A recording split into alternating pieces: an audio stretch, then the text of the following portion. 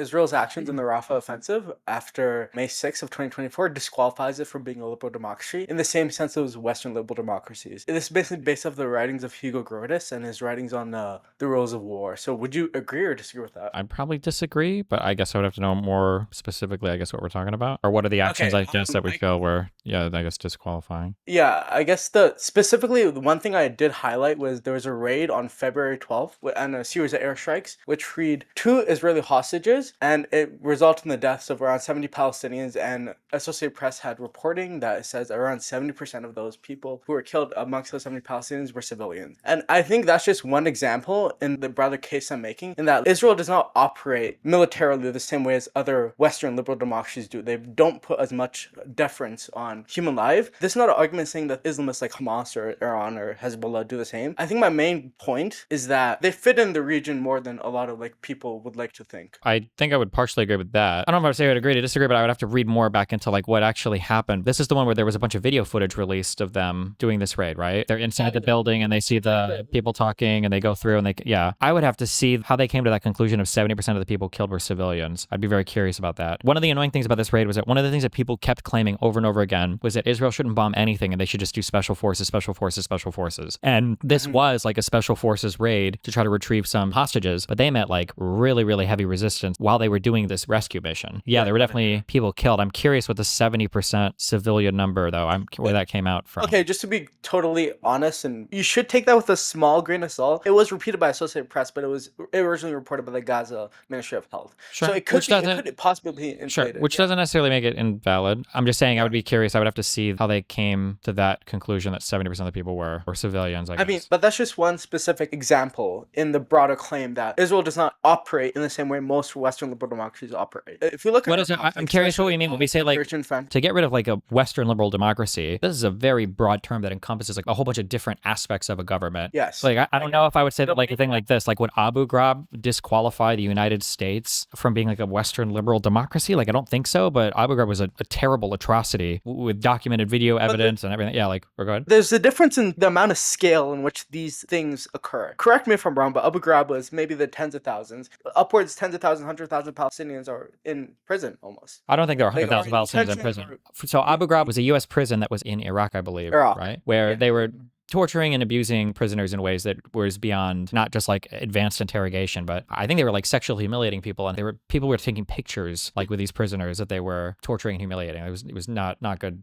Again, another thing I would say is that a lot of these people they were court-martialed, they faced criminal prosecution for many of these actions. I don't think what happened with specifically the Israeli soldiers who sodomized the Palestinian prisoners, hold on, we gotta be careful. I'm just saying we gotta be really careful from going from story to story, because there are so many of these stories that end up, in my opinion, just being total bullshit. And for Israel, there's so many of them. Just on that special forces raid or whatever, I don't know if I ever saw any compelling evidence or reason to believe that there were crazy war crimes or anything going on in the course of this raid. In terms of were people killed that were civilians, I'm sure that is possible. I don't know if there's any evidence or anything that came out of indiscriminate fire on civilians or anything else. Also, the hostages were kept in 2 civilian homes. So I would just be curious to see who got killed there or what the actual specific allegations are. And there are so many of these. I know you said that's just one example, but there are so many examples of these. That whole flower massacre thing, I don't believe that Israel was fake dropping food just to kill 100 Palestinians because they were bored. I don't buy these things. I'm sure that's kind of why we could look into more of the Palestinian rape thing. I just haven't dug into it because a year and a half ago I just stopped digging into the individual stories because it was a waste of time for so many of these. But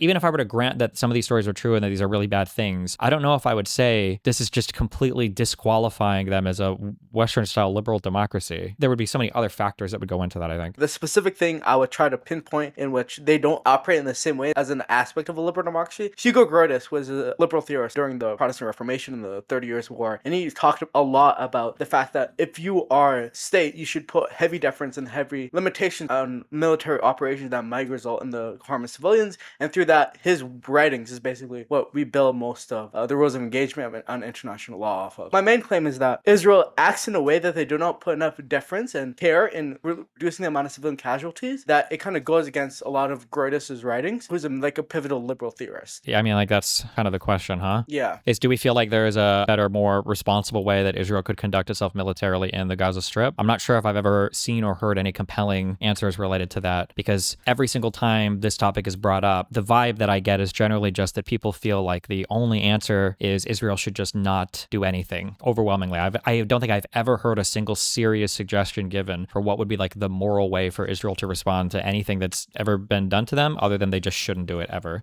I think a really good example of that But was that's like the lefty, like retard kind of argument. That's not necessarily the argument I'm making. well, sure, I but think the but even if argument we were to look for a more specific argument for like how, like, what they should have done different militarily, I guess, like, what's an alternate approach that they could have taken for the Gaza Strip stuff, at least like in the first year? I think the over reliance on conscripts and like the lack and they have a very loose rules of engagement. I've read this one Associated Press article. I think just because they're like the entire IDF is like a conscript military, I'm not saying there's not like well trained people within the IDF. I'm just saying that if they simply put more emphasis and funds on training a lot of their ground forces instead of this over reliance on a lot of the air power and airstrikes, which at times have been inaccurate and led to a lot of civilian casualties, I think we could have saw much better outcomes in the Gaza Strip. I mean, I haven't heard that argument before. Maybe it's possible, I guess. I don't know if I guess I would have to think about that. I'm not sure. I'm not saying send in special forces. I'm saying No, I understand. I'm trying to think of like, because what I'm trying to think of is that I guess, like, when I look at the strikes, when I look at the civilian deaths and everything, and I'm comparing it to like other conflicts, I'm not really getting the idea that this is like it's not like outside the norm so much in terms of what you would expect for civilian casualties, like, if anything, and it's hard to compare it to anything else because nothing is quite as dense as Gaza, as all the leftists like to remind us all the time. But it doesn't really seem like, here's what I'll say. If nobody knew the numbers for how many people died in Gaza, and I were to give you the talking points about how Israel is indiscriminately bombing and killing people here without regard for civilian life, and then I were to ask somebody to estimate the amount of civilian death versus Hamas death, I don't think the numbers would look like anything like they actually do. I think people would assume 300,000, 400,000, 500,000 people were killed, with maybe like 10,000 Hamas fighters dying. I think that would be the assumption.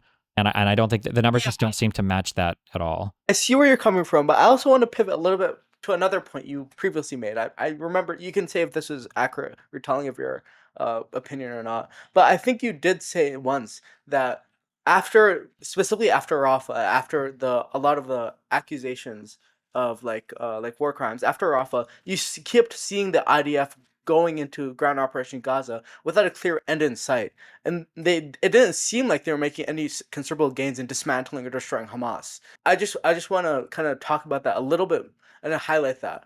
Like, do you still hold that position? Is that an accurate retelling of your? Yeah, I don't know. I really don't know why it went on for so long after that.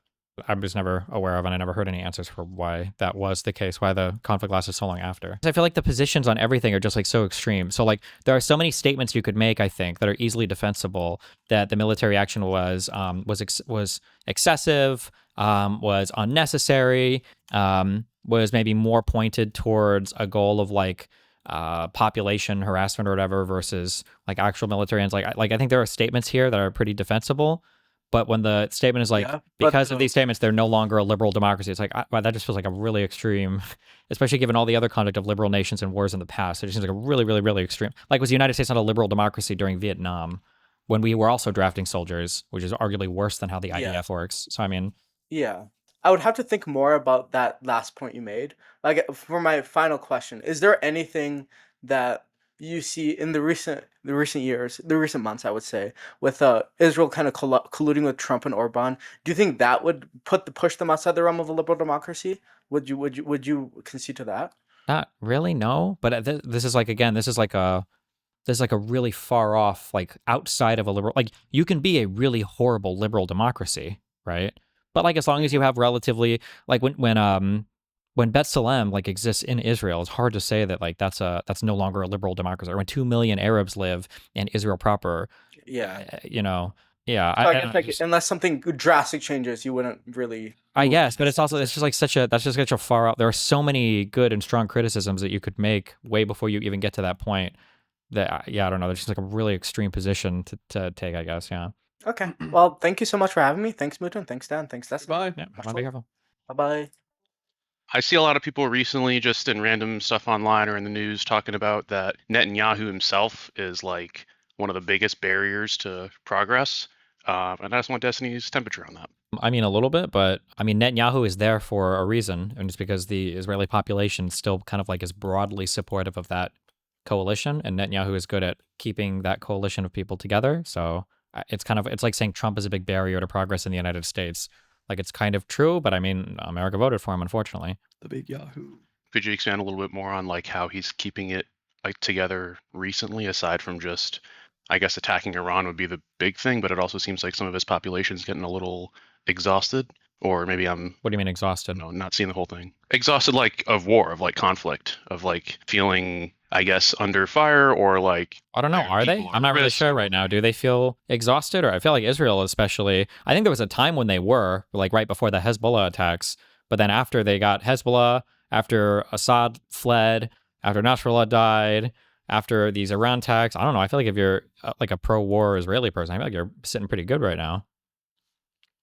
Might be true, but I guess how many of them like still would remain pro-war after seeing like how the conflict has been kind of on the downturn the last couple of weeks, or like how the What do you mean? The I last guess, like, couple they're- weeks, the Ayatollah is dead. This is like the number one fucking keynote thing of your Israel. It's like your dream. I guess that's fair. Yeah, yeah, Rip Bozo. I guess yeah. So you don't think there's any downtrend at all? Maybe I'm just reading the wrong shit. You think people are pretty happy there? Like That would be my folks assumption would be that they're like that they feel like they're sitting pretty good right now. That would be my assumption. I could be wrong on that though. I don't follow like local Israeli politics, but you've got like a U.S. president that is sycophantically on your side for everything, and then you've got all of your enemies are constantly just taking the fattest fucking L's ever. So I mean, I don't know why. If you're Israeli, yeah, I feel like you'd be sitting pretty good right now. That'd be my feeling. Maybe the leadership change will come soon, but I mean, I feel like yeah, if you were like a big pro-war Israeli, I feel like you've gotten almost everything you've wanted over this conflict. What is Yeah. the other leader like compared to like a Democrat in the United States? Israel has like so many political parties. It's crazy. Mm. They've got so many. So it's just like coalitions of People that's what I was Other reading. coalitions of That lots of they parties. have, yeah, they have a lot of like fairly close to the center, kind of center left, center right people that are, I guess, vying for power, and their coalition's fairly fractured. Because I think Netanyahu himself only has his coalition of like 2 or 3 different parties is like just over half of the Knesset right now. Is that true? That that Netanyahu's coalition is only 2 or 3 parties? I think it's only like maybe it's a little more than 2 or 3, but I don't think it's like It's 5. It's 5 parties. 5. Okay. So the Likud Yeah. is a party he's a part of. That's 32 seats right now, and then there's 11 seats with the Shas, 7 with the Religious Zionist Party, 6 with Otzma Yehudit, and 4 New Hope seats. And I forget What's which so one, funny? but What's so Star funny? Wars seats. Really, really. there one of them is, I think, also vying for protection from, as like, I guess, the Israeli version of the draft, and that's like, I guess, a hot topic. And Well, they think had it there's- was I forget what the name of them are. That whatever their more religious people are, they for the longest of times were excluded from having to be drafted, were excluded from conscription, and I think that changed a year ago, where Israel finally made it so no, you motherfuckers have to sign up for the IDF as well. The Orthodox, yeah. I think that changed though, right? Somebody can tell me wrong on that. I don't know if it officially changed, but I think that was one of the things I was reading about. But okay, cool. Well, I appreciate it as always. Yeah, be careful. Bye bye. My question and claim would relate more to Israel being a major U.S. ally. So, like, one of the allies codified in law that's a non-NATO major ally. Mm-hmm. Do you think that they should have that designation, or do you think that like, maybe we should distance more with them? I think it's a good designation to have, but we should, like, the problem is that, especially under Trump, is Trump acts like we have no leverage. Like, if we're designating somebody like this, we should have a great deal of say over how we can dictate their behavior to be. But we're pretending right now, or at least Trump is pretending, or he's just weak, that we don't have any say over their behavior. So, I think designating them like that is fine. The Middle East is an important region. Israel is a strong ally for that region. However, if we're going to designate somebody like that, like along with all the privileges that come with being a strong U.S. partner, there should also be like the ability for us to place big restrictions on bad behavior, which it seems like we don't do Okay, right now. yeah, I think I agree with that then.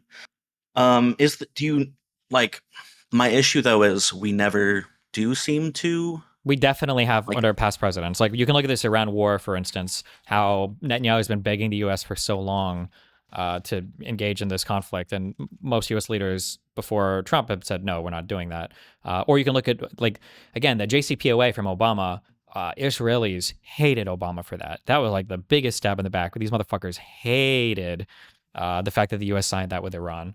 But I mean, like, Israel's our partner, so chill out, sit down, and that's how it should go to some extent. But yeah, I guess in my mind, it just doesn't really feel like we're partners. It kind of seems like they're a like Qatar tier ally that maybe does a little bit of intelligence sharing, but like the main reasons that I usually get told, and you can tell me if you agree or disagree, that we're allies with Israel is sort of like there's the intelligence aspect, there's the military technology aspect, right? Because they develop a lot of military technology that we use and we share with each other and we learn from each other.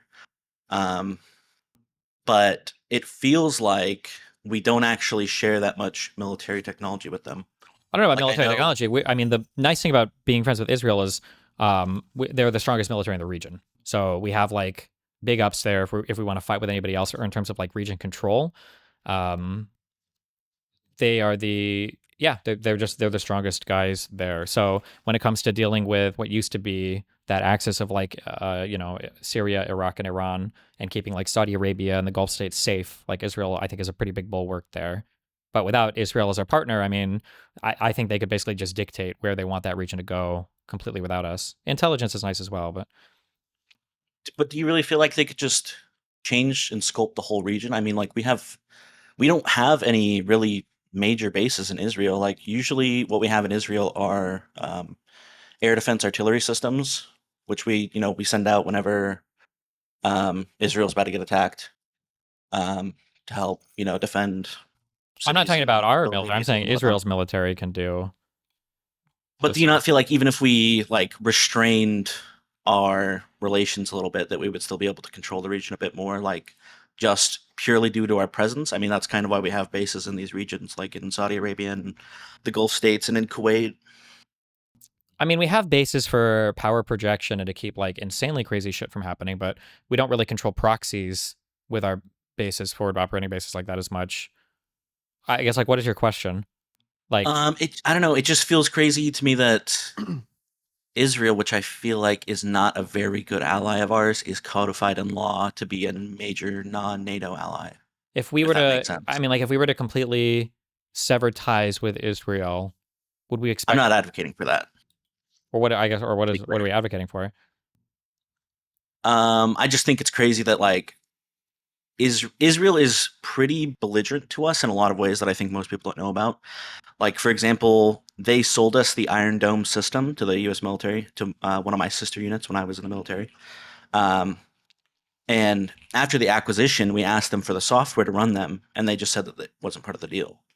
So we have I think it's like 6 Iron Dome systems that we can't use because we don't even have the software for it because they weren't wanting to give it to us as part of the deal, if that makes sense. I feel. Wait, what did you When work at in the military? Israel, I was in an air defense artillery unit. Okay, that seems. I feel like there's way more to that story. That would be mega sus, especially because my understanding is the software side of stuff is almost as important, or if not more important, or like equally important to the hardware these days. I don't know how you could buy a system like that and not have that. I feel like there's got to be way more to that story. That's what was relayed to me, right? Because we were planning on buying more and rolling them out to more units, and then eventually we didn't. We shifted away from using Iron Dome systems because we weren't really able to. Because that was part of the our 2030 modernization program in order to combat drones. Was we were trying to incorporate the Iron Dome systems into our air defense capabilities more. I really have no idea. I can't answer. That sounds to me like some shit I would say if I fucked up as a manager, and I'm trying to explain to my soups or my frontline employees why we don't have a thing. It's because I fucked an order up or something. But I don't know. I can't speak to it. I mean, like, I guess back to, I know you say you're just asking, but like, what would our, or I guess what is the prescription, or what do you think we should do differently, I guess, with their approach? I mean, well, I think we probably have the same prescription, but it's like, well, we have mostly the same. The U.S. needs to take a lot firmer of a stance on a lot of things. I feel like our conditional aid in terms of like arms and what we give them to purchase arms from us. Like, I feel like that needs to be enforced a lot more strictly when we're giving demands and then they're not complying. What was because didn't Biden have a big red line in Gaza where he was like, you can't go past What this is? area. I keep hearing this red line thing. Can somebody explain to me what the red line is? Somebody brought this up the other day that there was like a red line where we can't go to Rafah. My understanding was that Biden said you can't go to Rafah where every single like refugee is currently residing at. So they had to pause that invasion into Rafah for a week or two to evacuate. It was about 1 million people from Rafah up north before they began. But now I've heard people say that that was a red line that they were never supposed to go into Rafah. Is there like a link on this, or what were the actual statements here? Because I feel like that was my recollection, was that you can't just push in here when there are all these civilians and then they waited for the civilians to evac and then they pushed after. I don't have anything on hand. That was my recollection of the situation. Was I feel like they were just told that their offensive wasn't allowed to advance any further than that, because I think there were like logistical issues with getting the civilians out of Rafah into other places because of how small the Gaza. Yeah, I think they had like no plan. They were just like, we're just going to fucking bomb it and see what happens. And then I'm pretty sure the U.S. was like, you're not going to do that because there's going to be like 1 million fucking civilian deaths, and this is. But didn't they end up doing that anyways? No, they evacuated all of the.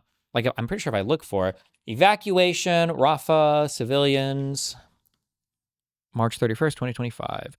Israel's military on Monday issued sweeping evacuation orders covering Rafah and nearby areas and indicating it could soon launch another major ground invasion in the Gaza Strip's southernmost city. Israel ended its ceasefire with the Hamas militant group and renewed its air and ground war earlier this month. At the beginning of March, it cut off all supplies of food, fuel, medicine, and humanitarian aid to the territories of over 2 million Palestinians to pressure Hamas to accept a proposed changes to the truce agreement. Israel's military ordered Palestinians to head to Muwasi, a sprawl of squalid tent camps along the coast. The orders came during Eid al-Fitr, a normally festive Muslim holiday marking the end of the...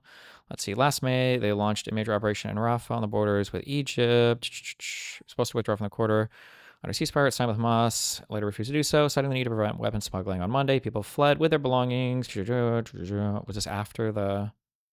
I think this was the issue, the orders issued. I'm almost positive that I remember this story, that there were like almost like 1 million people that ended up fleeing before this attack.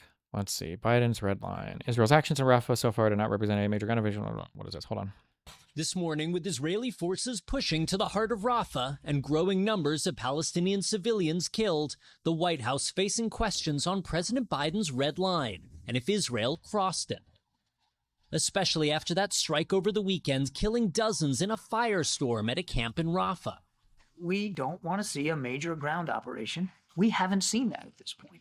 How many more charred corpses does he have to see before the president considers a change in policy? We don't want to see a single more innocent life taken. And I kind of take a little offense at the question. No civilian casualties is the right number of civilian casualties. But more civilian casualties yesterday after a new strike on this tent encampment killed at least 21 people, according to the emergency services in Hamas-run Gaza. Most of them women and children. The IDF denies the tents were in a safe zone. Israel also releasing an initial investigation into the weekend attack, which has drawn international criticism. The IDF says it used small bombs to target 2 Hamas commanders, but that a secondary explosion started the enormous fire. Our munition alone could not have ignited a fire of this size. The IDF says hidden Hamas weapons might have caused the blast, but offered no firm evidence. An Israeli official earlier said a gas tank could have sparked the flames. The Pentagon also confirming an NBC News report that the U.S. military has been forced to suspend aid delivery into Gaza by sea after a section of its temporary pier broke apart in bad weather. Okay, listen, I will find this later, okay? But, sorry, I'm diverting from your conversation. Okay, go ahead, continue. I mean, I think we agree that the U.S. needs to be a lot stronger on Israel, but it just feels like we all say that we should, and then nothing ever really happens. And this isn't me like Pepe posting or anything, but it just feels like with how fickle of an ally they are. Like, I don't know if you remember this, in the early 2000s, they were selling our avionics to China. We just laughed. It just We feels... thought that was funny. I thought it was funny. Why is that funny, though? I mean, it's kind of fucked up, right? Like, this is someone who has a status, like, do we consider Israel to be on the same level as Japan? I just feel like they're... So, I mean, like, here, this is the issue. The issue is that, like, there is no in-between for anything on any of this ever. So, like, when it comes to any military operations in Gaza, all of the loudest voices just say there should be no war, period. That's a not only is that an impossible position, it's a retarded take. It's an impossible to work with position. So that's where like 90% of the people who criticize every single Israeli military operation, that's the position they occupy, that there should be no war at all. So absent that, and then that same thing applies too when it comes to like what are restrictions that we should place on Israel. Well, if somebody is saying there should be more restrictions on what Israel does, it's going to be 90% occupied by people who are saying we should send them nothing, give them nothing, or maybe cut them out of our alliance completely, rather than like, how do you work with a difficult ally who is doing things that, like, given the opportunity to, Israel will do things that is in their interest, and sometimes even contrary to our own interests. But like, we only ever have these conversations about Israel. And, you know, you're mentioning the fact that like these guys have been codified in laws, an informal ally. Turkey is a formal ally of the United States. Turkey's in NATO, right? And Turkey was literally fucking World War III tier shooting down Russian jets that were flying into Syria for barely entering their airspace. There's a huge deal. We were like, whoa, what the fuck is going on? Like murder Kurds? Yeah, and they also, well, they do that all the time anyway. But yeah, there was that huge thing where when we pulled out of Syria, there were a bunch of Kurdish forces that were working with the United States on operations and missions, and we said, you'll be safe, don't worry. And then we left, and then Turkey went down and they murdered all of them. And nobody gave a fuck or talks about any of it. It was because of Trump, we don't even talk about anything related to what should we do about Turkey or restricting this. We just don't have the conversation because nobody cares, because no Jews, no news. So it's annoying because like all the questions you're asking are good questions. Like, Israel is the, I don't know what you would call this type of ally, but like, if they have an opportunity to get one over on us, they absolutely will do that. I think you'd have to be naive to say otherwise. But the problem is that people act like Israel is the only country that will do this.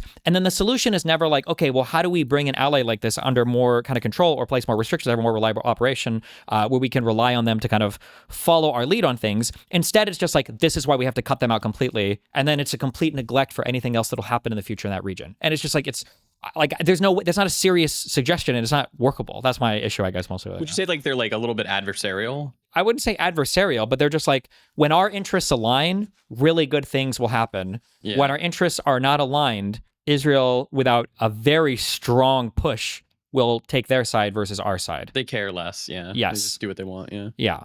My only issue is it seems like it's been like maybe 20 years of trying to wrangle our, ally.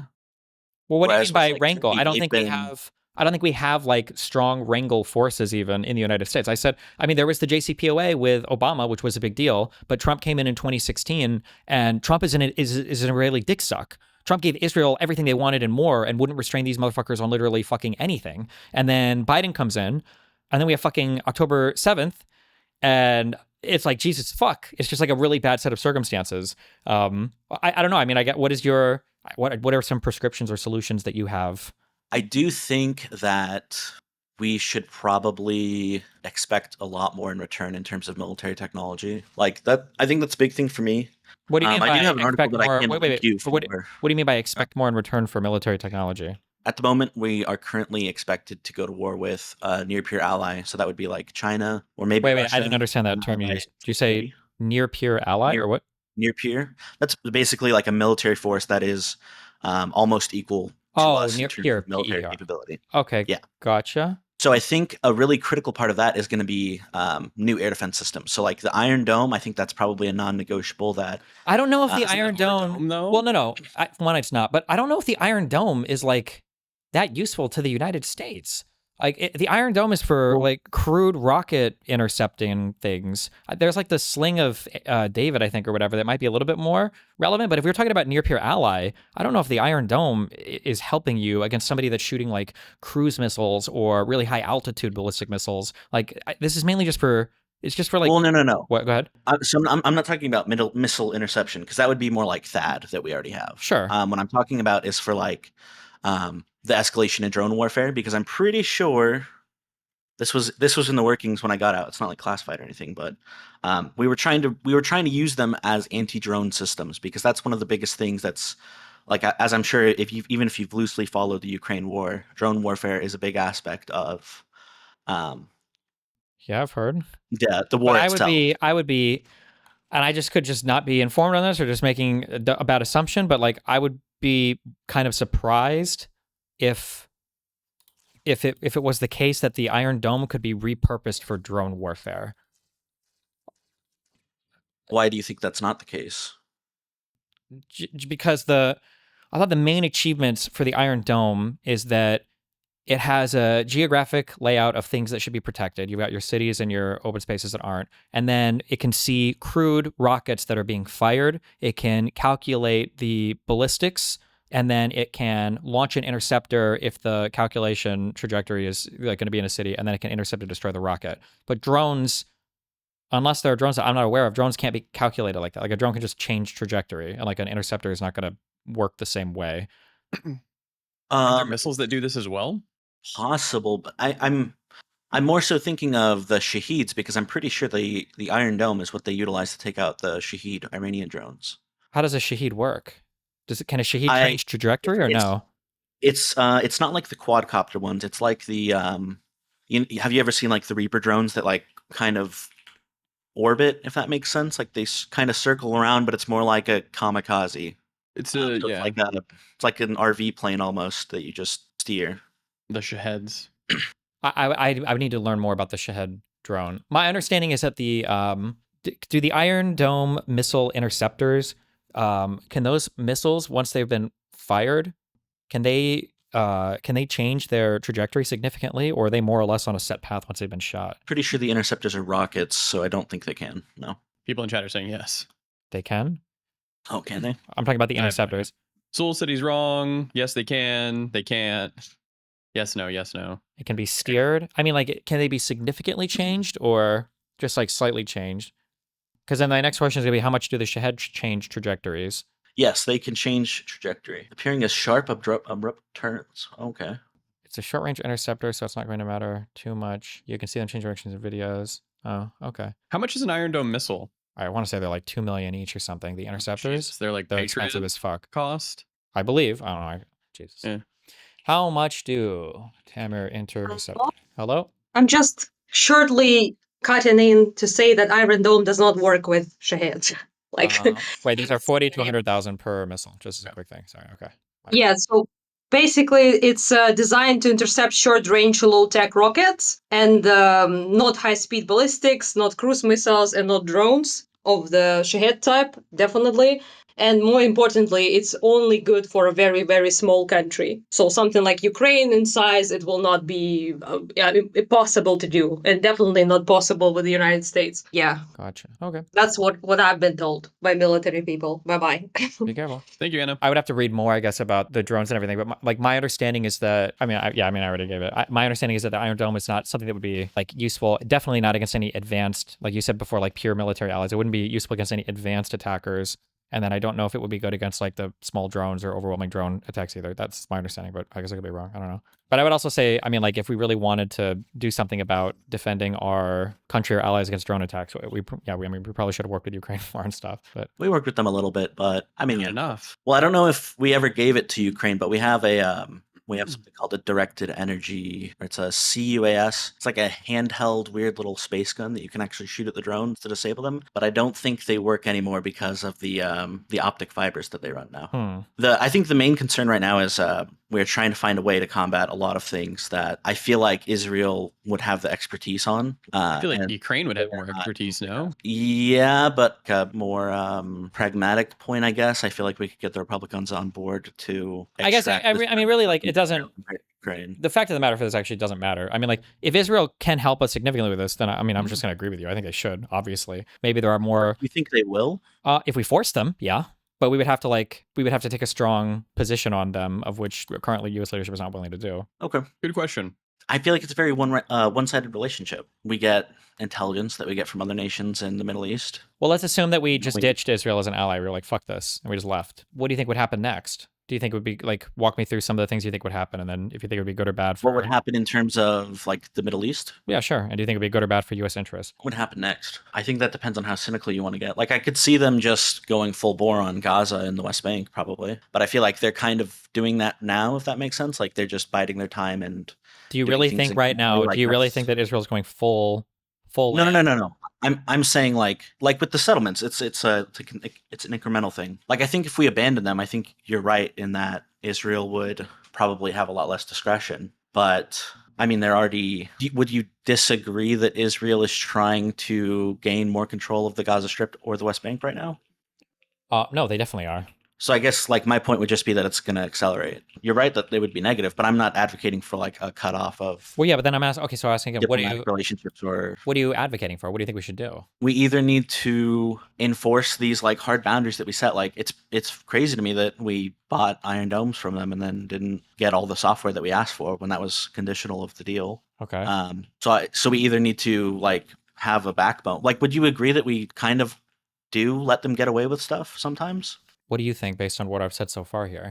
Probably, yeah. Yes, I agree. I think you would agree with that. Yeah. Okay. So then I think, like I said, I think we agree on the solution. It just seems like you make excuses for them a lot of the time. What excuse have I made for Israel? I'm trying to remember because you haven't talked about Israel in a while. It seemed kind of weird to me that you didn't want to call them evil. Okay. Not Israel itself, but like the law is kind of crazy, right? Yeah.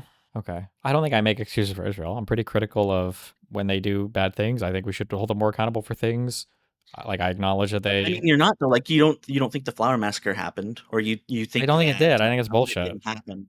Right, yeah, see? Do you think that Israel purposely dumped a bunch of bread in for the hopes that Palestinians would surround it and then just start killing them? That they would send a whole night unit out into the unoccupied Gaza Strip to do that? Is that the claim? Isn't the idea that Palestinians were getting aid and then Israel started doing limited fire into the crowd because there was like a suspected terrorist threat or something like that? The claim that I was reading was, I think you're referring to a separate incident, but I could be wrong. I don't know. The claim that I remember reading was that there was like flour aid or something that was being delivered, and then the IDF waited for hungry Palestinians to surround the aid, and then they just opened fired on the people to kill them all because epic. And it was like and they called that the flour massacre. The thing that you're talking about was, I think there was like a caravan of trucks, and then eventually gunfire broke out on this, and the IDF claims that people started to try to surround or tip the trucks, and then Palestinians claim that the IDF opened fire for no reason. I think those are two separate events. Because the flower massacre was when they were swarming the aid trucks, right? And then I thought it was a different thing, but I could be wrong on that. I thought the flower massacre was a separate. Well, because I thought that one was where Israel was basically saying they felt threatened, and then because of the like mass. Oh no,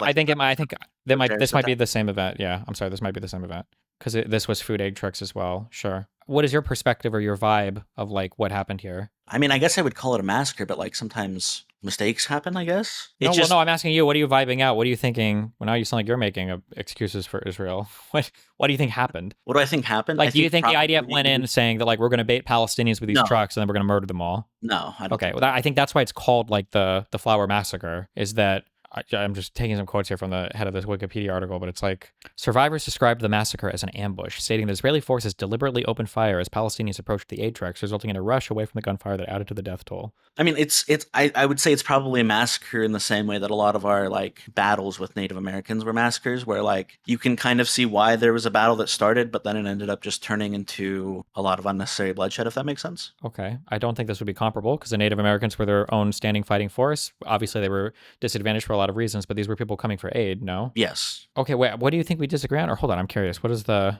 About the flower massacre? Yeah. Earlier you said that you didn't think the flower massacre happened, but it sounds like now you do. Was that the original claim? Right. I thought the claim had something to do with like, does Israel, I don't even remember how we got here. I don't believe, when I say I don't believe that the flower massacre happened, what I'm saying is there were people that died that got killed by the IDF around aid trucks. I'm not denying that happened, but the reason why people took to calling it the flower massacre, and then the claims that were echoing all over social media was that Israel was like baiting people to aid trucks and then shooting and killing them when they feel like that close enough. It was like an ambush, or it was like a bait for it.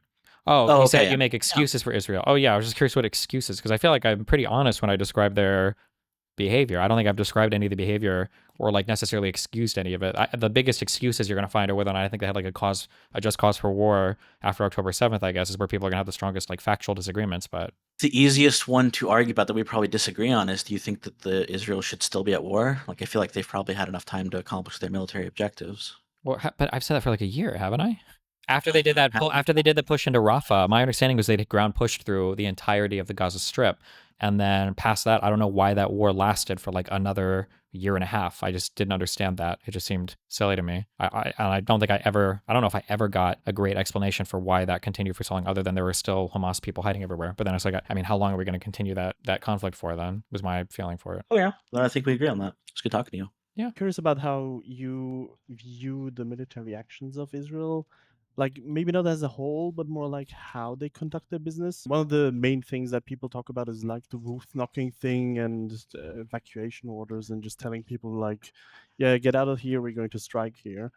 And it seems like this is like a moral choice of like, oh, we don't want to kill civilians, so just get out of there.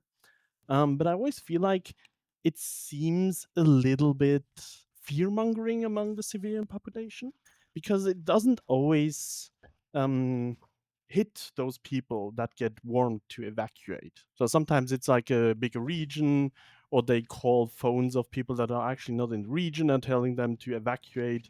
So I always felt like the whole situation is more like um, meant to instill fear and less about actually preventing civilian casualties. What do you feel about that? I don't know the number of, I haven't even heard this claim before, so I don't know the percentage of calls that are said to be going to places that aren't actually being bombed.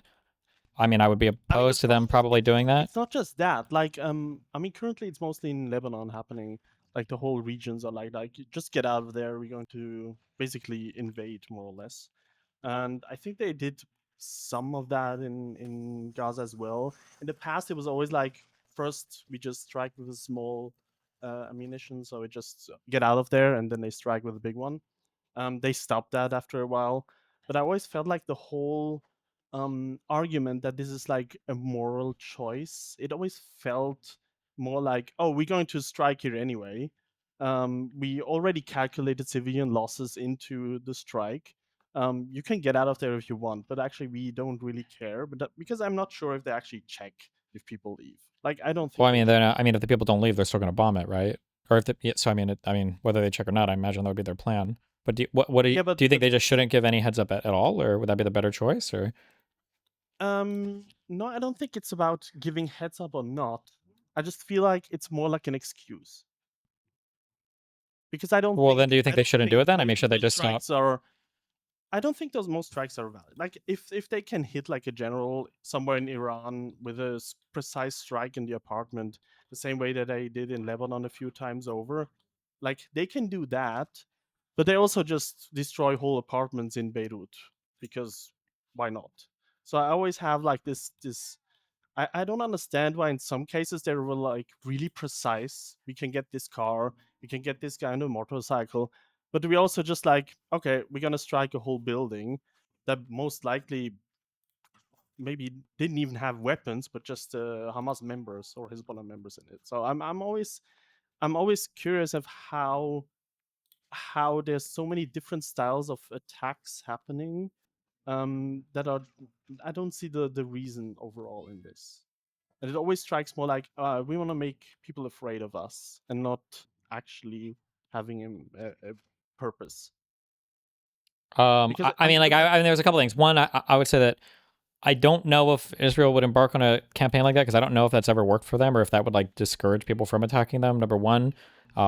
Number two, I don't know if I would necessarily, I would have to look into it because I just haven't followed this recently, but I don't, as a principle, attacking into Lebanon is a lot different than attacking Gaza. I don't know if I agree with Israel attacking Beirut at all. Like, I think there are arguments for southern Lebanon where Hezbollah actually was, but I don't know if, like, them attacking Lebanon is basically they're at war with the country of Lebanon. That just seems a lot more, like, much further along it.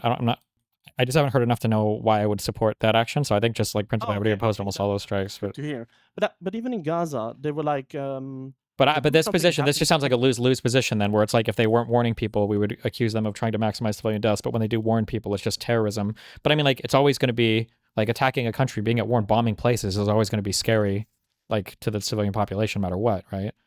But then how do you feel like then after more or less forcing the whole city to be evacuated, more or less, when they move in, then just bulldoze anyway everything afterwards because it's more secure that way to go from building to building. Then I'm always curious, like that could technically be a war crime to just eradicate civilian buildings, even though there's no more threat coming from them. So I'm always yeah, because in Lebanon we see the same thing as well now. Like they just push everyone out and then just destroy whole villages without anyone there anymore. They literally go in there and plant explosives to destroy the buildings.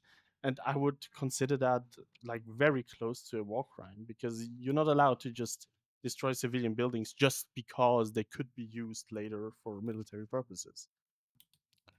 Yeah, I mean, I don't. And I feel like they did the same in Gaza. I would have Like, to. I would have to know the rationalization. Possible. I would have to know the rationalization for why they're hitting what they're hitting. It's difficult because there are.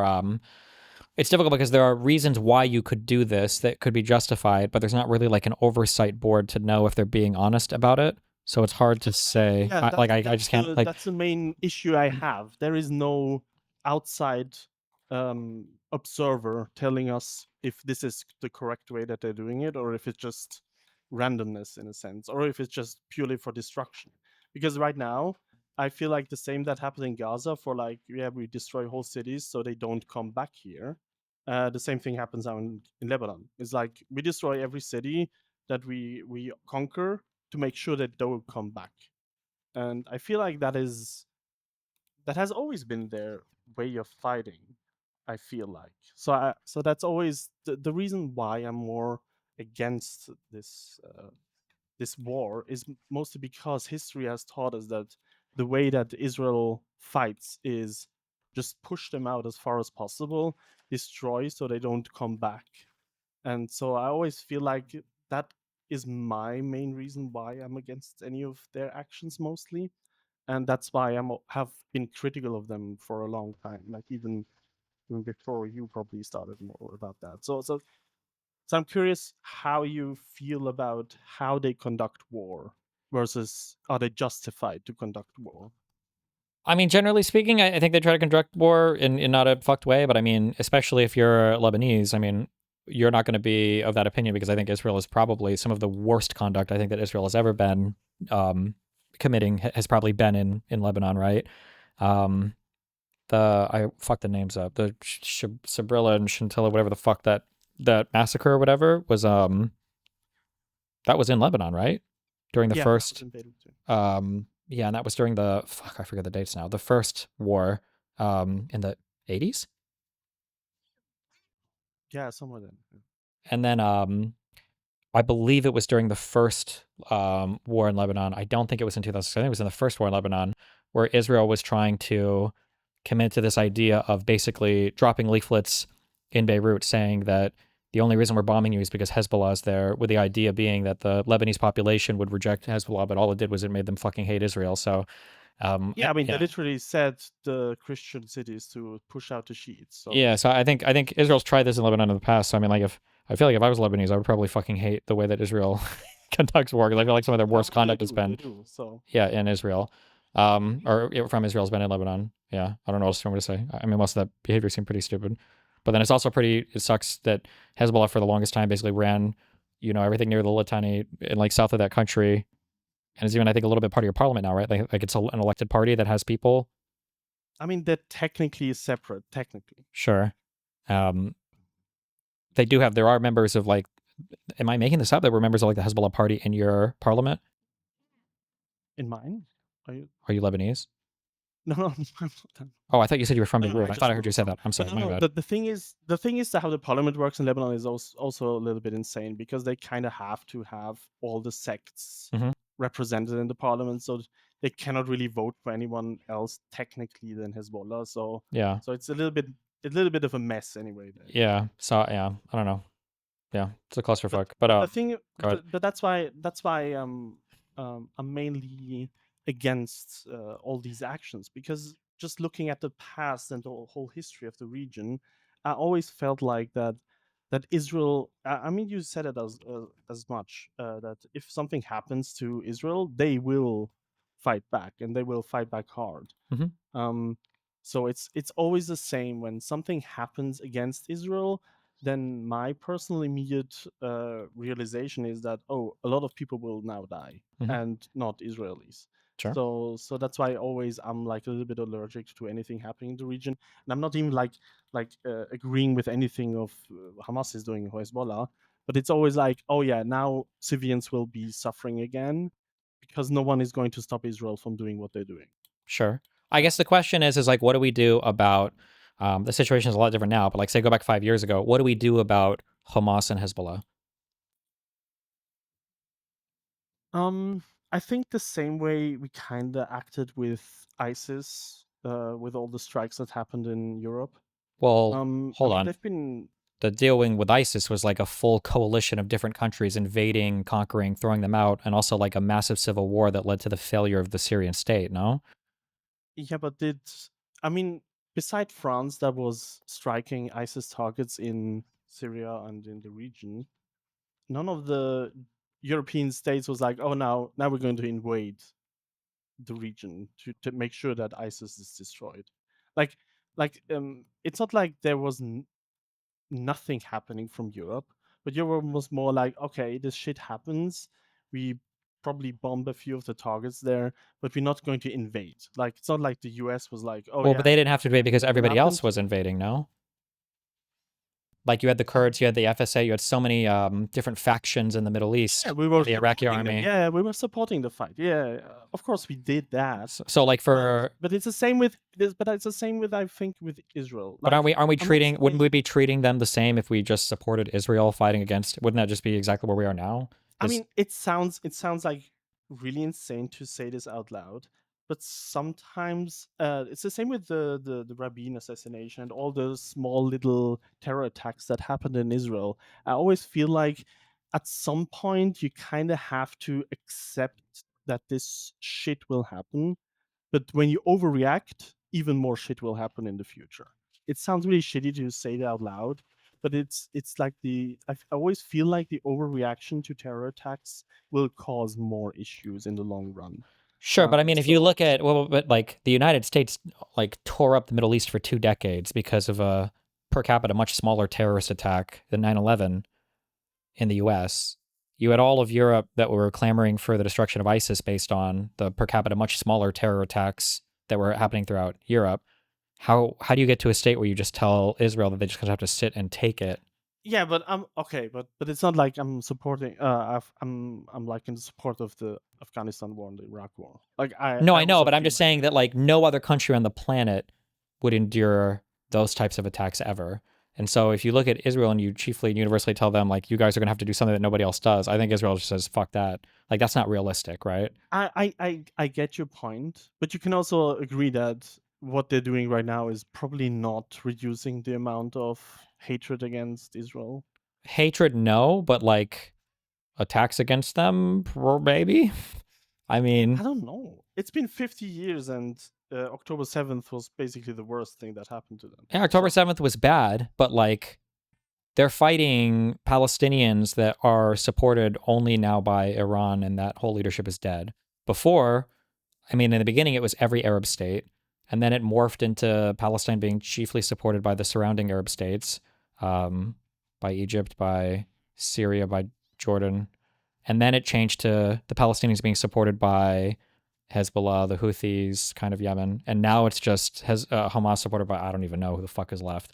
So like the Israeli situation has improved. October 7th was a big attack. But terror attacks don't need fully funded military. The Hamas one was a lot of yeah, but like I think Israel would be okay with a truck compared to like October 7th.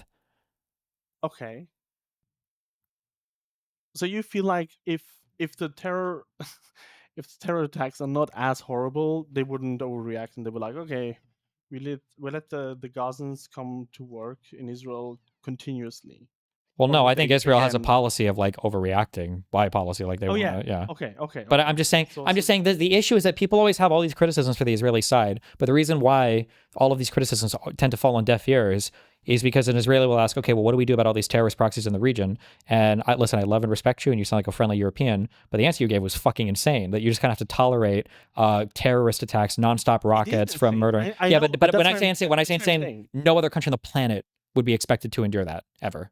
But what happened in Ireland when they decided that there's going to be peace? Did they punish all the terrorists? I don't know what the super resolution was to that, but I mean, that was a huge effort on the behalf of, again, America, on Clinton to negotiate. It was a really, really, really, really big deal for both sides of this, no? But were any of the terrorists punished? I don't know if they were punished, but they finally had peace with each other, no? Yeah, I think they pretty much even released some of the terrorists. Yeah, but what about it? We don't have peace between Israel and Palestine right now, no? Oh no, I'm just saying like the letting go argument is not something that didn't exist in the past. No. Hold on. They didn't let it go. They reached a resolution to their issue. There was a deal. It was a Good Friday Agreement. There was a deal that was made to allow these two places to live without continually bombing each other, right? Yeah, but people were not punished for their acts. Yeah, but they were fighting back and forth, weren't they? Before until So you would say if they found some kind of peace deal, you would be fine with saying, okay, we let Hamas people live. I don't think Israel would be fine with that. I don't care if they would be fine with that. They'd have to, and there would be way more support. Okay. Right? If they have a formal agreement with each other, and then there's like some sketched out agreement and territorial arrangement or whatever, yeah, Israel would have to be okay with it. Okay. So you would be in favor if there would be peace, that if Israel would be like punishing Hamas afterwards. Well, they can't. They have to be. They would have an agreement, right? Yeah. Okay. But it seems like nobody has any kind of like scenario where that conflict is like mediated on the other side. It's only calls for. But as in with the last discussion, I don't think that the US should be there and trying to force peace on Hamas. Like, that would be insane. Well, I think the US kind of has to, because nobody in that region is going to do it. Like, even for Ireland, it took the United States. I think it took the US involvement to finally get these sides to stop bombing each other all the fucking time. Yeah, but Ireland is not, I would say, culturally so far away from the US as I would argue the Arab states are. What about the Serbians that we made stop their bad shit? I mean, the Serbians are also not very happy now afterwards, right? Sure, but I mean, they're not all killing each other like they were before, right?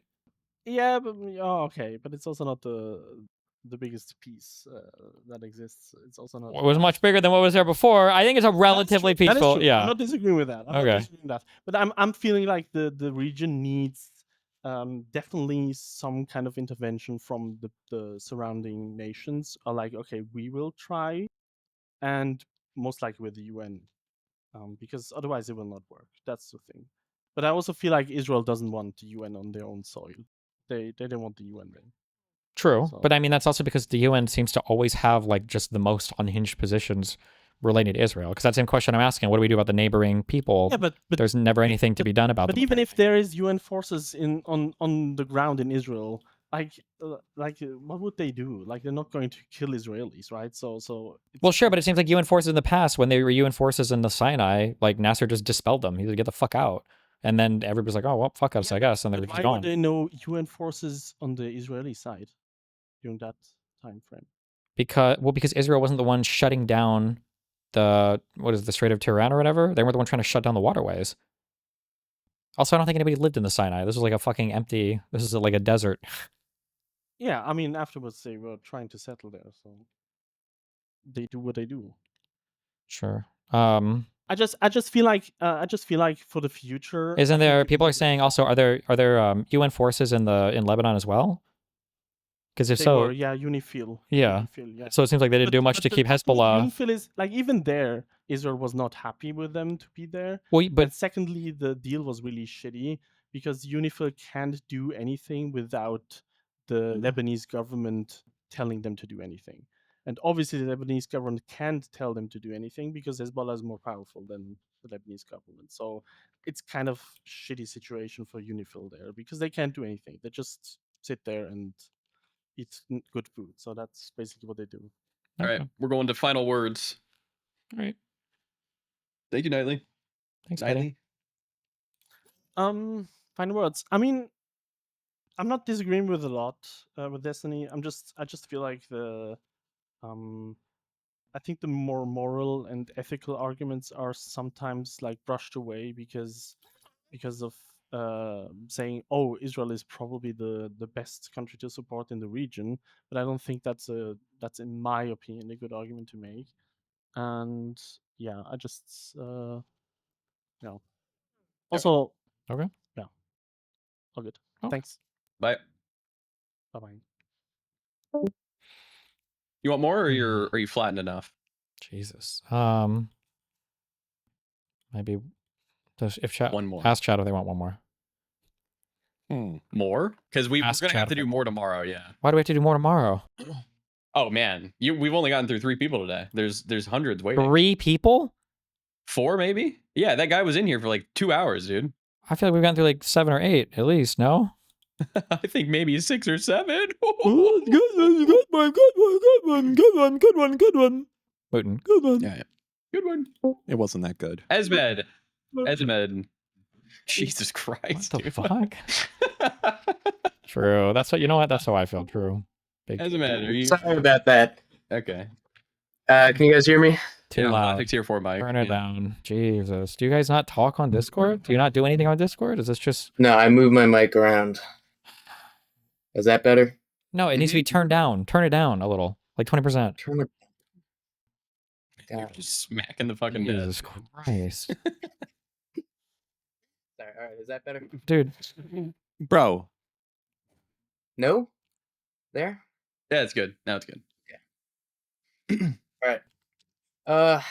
I wanted to talk a little bit about Zoran Mamdani. Are you I Jewish? feel like you always group. Wait, where are you? What are you? Wait. Can you not hear me? Does his headphones not work? Am I getting trolled? Sorry. You know what today is, right? Okay, where do you live It's and Jude. what is your where do you live and what's your ethnicity? Just so I can understand. I'm white. I live in America. Are you in New York? Like, are you a New Yorker? Okay, go. What do you got? Wait, we're doing Israel Palestine. Yeah. Yeah, wait. Why are we talking about Mamdani? He's pretty related to Israel Palestine. That's Are you going to tie it in? How? yeah. Okay, No, you're going to tie it in. we're You're just gonna tie it going in. to talk about grocery stores. All right, so I don't know. Zoran Mamdani, he doesn't seem to really like group in with like AOC or Bernie Sanders. Okay, this isn't about Israel Palestine. He seems to be more radical. He seems to Get not kicking like him. I don't know. Like, Jew. couldn't, Okay, why is he not kicking him? he wasn't Let him able to do it. say that wasn't okay. Wait, he wasn't able to say. Wait. He wasn't able to say what wasn't okay. He wasn't able to say that like globalize the anti. He literally did. He literally disavowed this later on. He literally said that. He didn't disavow globalize the intifada, did he? Initially, he just- didn't, but he did eventually. He said, yeah, that's not a good phrase. He understands where it comes from. He talked to his Eisensteins or whatever the fuck, and then they all were chill on it. Okay. Okay. I don't know. I mean, like There he's you got plenty of. All right, you're out of here. The reality is that I just want to, I'm going to, wait, this is my honest take. Really? I'm so sick of MAGA and everything else. I want Sharia law and I want the Islamists and I'm Yes. facilitating them into this country so that they can take over. That's what I want. I mean, hell. Dalool. Let's go. Sharia law. Fuck that. Can you hear me? Yeah. Can you hear me? No. We said yes. Yes, we can hear Oh, you. Sorry. Oh my Okay. fucking God. Holy shit. Okay, sorry. Let me start from the beginning and then we It's a can. good place to start. Yeah. Get your question in the first 30 seconds. Go. Okay. My first question is, do you think Palestinians or like Lebanon in general, I guess you can wrap it up, deserve sovereignty? Hold on. You're Lebanese? Like by birth, like Yeah. in the US, or where are you from? Yeah, no. I was born in Lebanon. I have my Lebanese passport right next to me. Okay, and Lebanese and Palestinian people are wrapped up in the same question to you Well, for this, I or? kind of wrap them together, but okay, wait. Because this was unexpected, so let me Okay. just breathe for a second. Yeah, no problem. Because I do Good. want to give you like a quick argument You're that good. is actually like legitimate. Okay. Okay. My first like thing that I want to touch on just from besides this is that saying that Hezbollah, in my opinion, is not a proxy of Iran. Do you agree or disagree with that? I guess it depends on how you define proxy. I mean, they get a ton of external support from them, but I mean, they also Yes, exist. I on do, their own, but yeah. I would argue that like if Iran didn't exist, that they would find funding from somewhere else. I don't know about that, but I know that Hezbollah would definitely carry on. Before, I think it would have been from Yeah. Assad, but now, I mean, but they would exist. It doesn't sound matter, sure, yeah. Okay. So I just wanted to get that out of the way. Sure. But my initial argument is that if you believe that Palestinians deserve sovereignty, and if you believe that like there should be a Palestinian state in some form, like do you disagree? Or because I'm like I'm a one stater, but I don't really care what that state is called, and I don't care what anything happens is I just want the violence to stop and people to like get together, and I don't think that that's possible without some form of UN takeover and complete demilitarization of the area to force people to actually like just get along with each other. I know it sounds like super, yeah, like kumbaya, but like in the same way that like Okay, how did Lebanon turn out with the trifecta thing, religious shit, where it's like we're gonna make this work? it's fucked. It's fucked. So But how do you think Israel would turn out if they were like, okay, we're gonna do 50-50? yeah, but I don't think that, because this is not like the way that Lebanon is done is still from like a colonial passed down from a French guy. Yeah, but what 100 you're years talking ago, about would and also we're be still like a looking for clone. You literally said the West would have to come in and demilitarize it all and set in a sign a Yes, state. I know, but we have different like, okay, 100 years ago we didn't have like an actual good real understanding of like human rights, voting, all of those things, like democracy, all of that. But now, like if we form a state or a coalition to actually like solve for peace, like that's my like delusional like plea that is, I do believe, is possible in a world where like Israel is So if you like design kind of, the one state, like who's going to be the majority? there's no, I really think that this like obsession over majority is not something that like is even legitimate. Like I really do, from like, okay, look, I have so many like actual connections to the land, like Palestinians, very moderate Palestinians that are actually like West Bank Palestinians, all of these people that just want to fucking like have freedom of movement and move on with like from this like aspect of their life. They don't care that Israel is a state, and they're okay with Israel being there because they know that they Well, sure, but live like, on the just as ground. a quick reality check, are you a younger person? Yeah, And are you talking about younger I'm friends? 25. I'm 25 Okay. years old. And are your I'm friends like talking about like, generally younger friends? they're spread out. No, because I'm talk a lot to people that live in the like still live in the West Bank. Like today, like good friends of mine that like I live in Amsterdam right now. I'm studying here, Uh-huh. and I have like friends that have even Israeli passports and stuff like that, like Palestinians that have Israeli passports, and all of these things. Like all of them are not delusional, like the leftists in Europe and the leftists in, or even like any pro-Palestinian that like say like, oh yeah, the Israeli state must be dissolved and all those things. I'm not like one of those people, but I do actually believe, from what I've spoken to Israelis as well, that I do believe that there is actual like standing together. I'm sure you've heard of them, all of those, like these are growing movements that if they were given international spotlight, if they were actually like put into positions of power, could actually lead to like overall more peaceful outcomes. I'm not saying that the violence will stop immediately. I'm not saying all of that shit, but I'm saying that there is a path to peace and no one is actively taking it. Like I don't think I think that the position you're talking about is an extreme minority position that not many people occupy, and people are going to be attacked from both sides depending on that position. So like there are a group of younger Palestinians, like especially people that either live in Israel or live in like East Jerusalem, who are just like over it and think that there should be some kind of like agreement because everybody wants to move on. But like these people tend to get hit from the right, or I should say from the more traditional or from the more older Palestinians because they're just seen as like kind of like sellouts or whatever else. And then people, but then people, okay, because I want to hedge this just to like I'm providing a less extreme example from myself, like in the not less extreme, but I'm like I do believe that Israel has to like give major concessions if they're actually like serious on peace. Like sure, I don't know if you've heard about Sede Temain, you know about like I don't all know. of the Wait, I don't things know about what.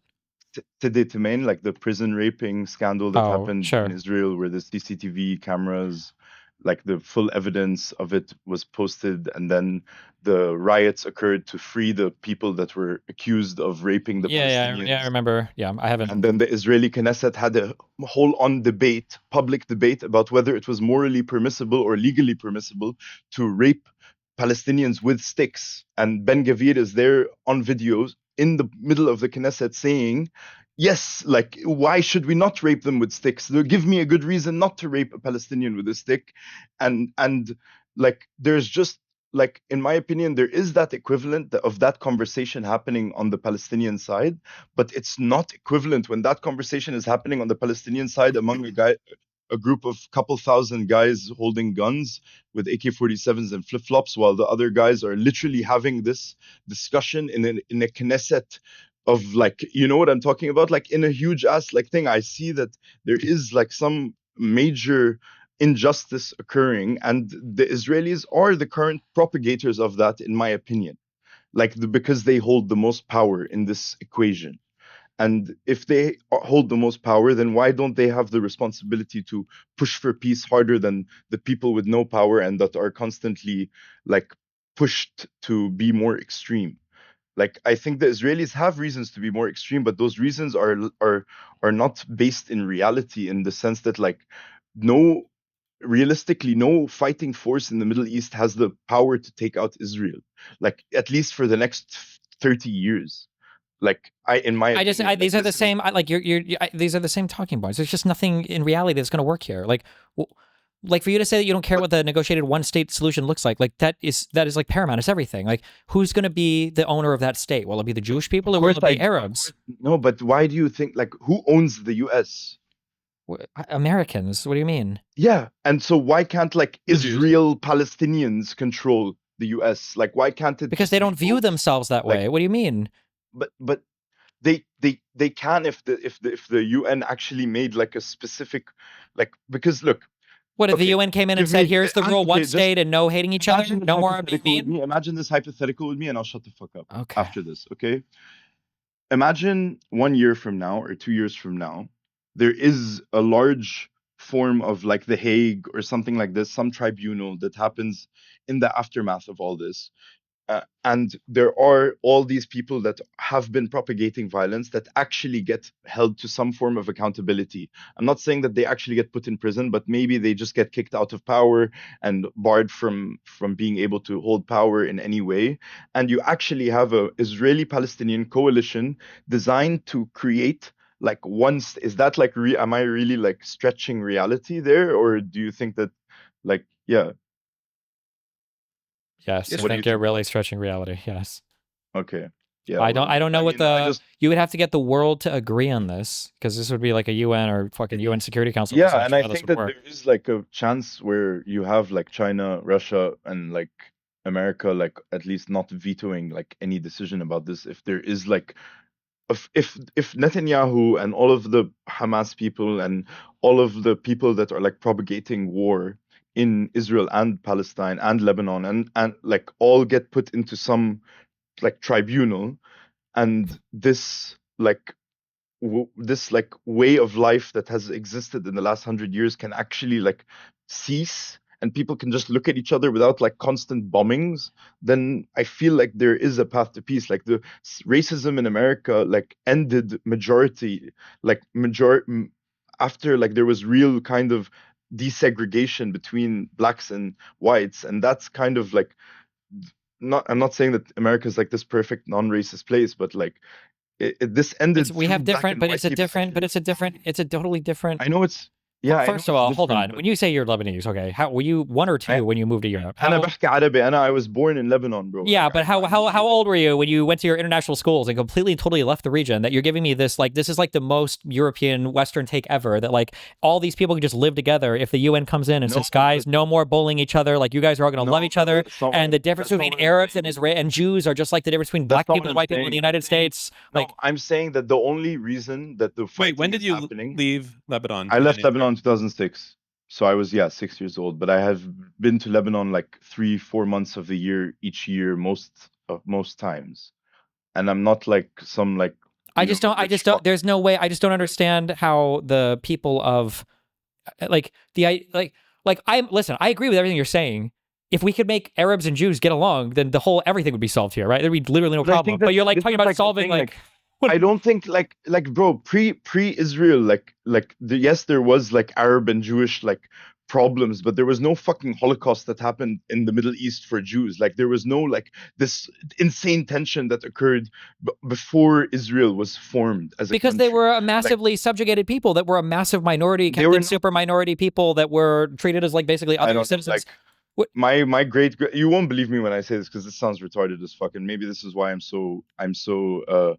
so like optimistic as a person, is because my great grandma like my great grandma is a Polish Jew that escaped from Poland to Syria and married a fully Syrian Muslim man who was my great grandpa, all through my mom's side. Like you won't like this is actual truth. Like I am 1/8 Polish because of that. Okay.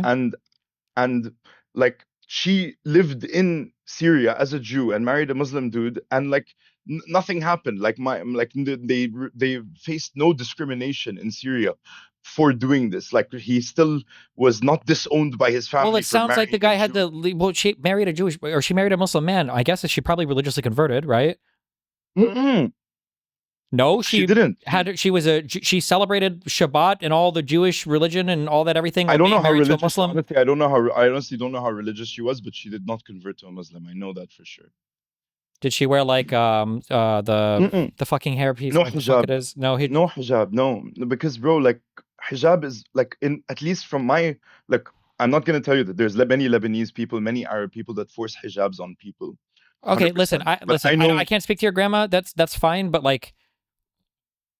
Yeah, like okay, I get what you're saying. I would agree if you could just make Arabs and Jews love each other and not have to hate each other. Then I mean, like, yeah, we would also take LSD and sure, you fucking based. Yeah, you should do that. Poison the water, LSD the fuck out of the whole country, the region, and make everybody fucking chill. But there's like so many external forces that are encouraging the fighting between both sides. Let me bring it back to a more realistic. Let me just say something more realistic. Like on a scale of 1 to 10, with you 10 being the most likely and 1 being the least likely. What do you think the percentage chances that like of Israel is gonna be like judged for committing a genocide in Gaza? Because I do believe that there is enough evidence to say that it is a genocide, but if you don't think so, I would like to hear why. I don't know if I think there's a genocide, but I mean, like, based on like recent things, like over the past year, things that have happened, and then statements by the leadership, it's probably a lot more likely. Regardless of whether it was one or wasn't one, my guess right now is that it's more than likely not that the ICJ is going to say that there was. I'm totally vibing that out. Yeah, so it's like 50-50, you would say? Sure, I guess. Yeah, is my vibe on it. And then one thing I want to mention about the strikes in Lebanon, just for like the last 10... Final wrap up. Yeah, okay. The last 10 strikes, the 100 strikes in 10 minutes, like that really, that was like some like off the cuff shit that Israel hadn't done that type of shit in a really long time to Lebanon, where like I do agree that in the south they've been giving sometimes the Gaza treatment of just like annihilating places and forcing people out, but in Lebanon like they are usually in Beirut at least because they know that the Lebanese population is like quite not so opposed, and there's like quite people that are like like apolitical and all that thing, like that they don't really want to strike these like heavy civilian centers because they don't want to push the entirety of the Lebanese population against them, because right now it's like not the entire Lebanese population against them, but like this is a big change to how they used to do before, because these areas that were struck, like I'm telling you, like there's a sweet shop next to my grandma's place that was hit, like, and she lives like 300 meters away from that place, and they leveled the entire building, like, and there was like no like Hezbollah command center from my understanding of like being in that place multiple times a year as far as like just 8 months ago. And then I wanted to say, actually it's blank from my mind, so yeah. Thank you for listening to me. I do appreciate it. Yeah. And yeah. Thanks a lot, buddy. Hope you have a nice day. Yeah, be careful, buddy. I don't know how to decide what to do about Israel-Palestine, Steven. You don't have a solution? No, I don't. Not even a small one. I think they should probably just learn to fucking deal with each other and realize they should be friends. True, actually. True, actually, though. Literally the same God. True. Well, I think it is. Careful. In these religions. Careful about that one. My solution would be get rid of settlers in the West Bank. They don't care about that. That's just make them move. Jesus. Sure, but they don't care about that. Who's that? That's just the non-Jews. That's just I think the Jews shouldn't be there. Yeah, but that doesn't matter. I mean, they should. Okay. You're right. Brave. There we go. We agree. Brave. Yeah, but it won't solve anything. Brave. Brave takedown. Any more brave takes? It's a true take, unless you disagree. Say you disagree if you do. I just said it was brave. I know. I'm saying if you disagree, you say so. I didn't say I disagreed. All right, I agree. Okay. Fuck you, Go. Moot. Fuck you. Fuck you. Fuck you. Fuck you. Wait, where are you going? Why? Seriously, yeah, seriously. I want to eat. I haven't eaten. I've been here. You don't have to leave Discord to go eat. Yeah, I can. I do. What? Ah, misspoke. What a pussy. Seriously, I hate him. That's sad. What he's become. An eater. Yeah. He just goes to eat food. It's Was they wrong? About what? My convo with you about how everyone's just kind of trying to tone police you. Well, it's not really though. They want my position to be different is what's happening. Yeah, it's also too. I think the Reddit. Well, I don't know if all of those people are from the subreddit, but I feel like the Reddit is a lot left from your position. On some issues, yes, yeah. But it's like, is it like I've complained about this forever, and it's just I feel like it's never gonna change, and I don't give a fuck, whatever. But like, there's just no center left pillar on the internet anywhere. Like I'm like, no, that's not true. I'm sorry. I think no, because even like I feel like probably Mockler and Brian Taylor Cohen all probably I don't know where they sit on like Israel. My guess is they're probably a lot more conciliatory towards that pro-Pally side too. So there's just not very strong like neo-lib or center left places. So it's very easy to kind of like give way to the further left feeling on all of it just because there's so much pressure moving in that direction. But yeah, we're culturally weak. Yeah. So we need to fight back.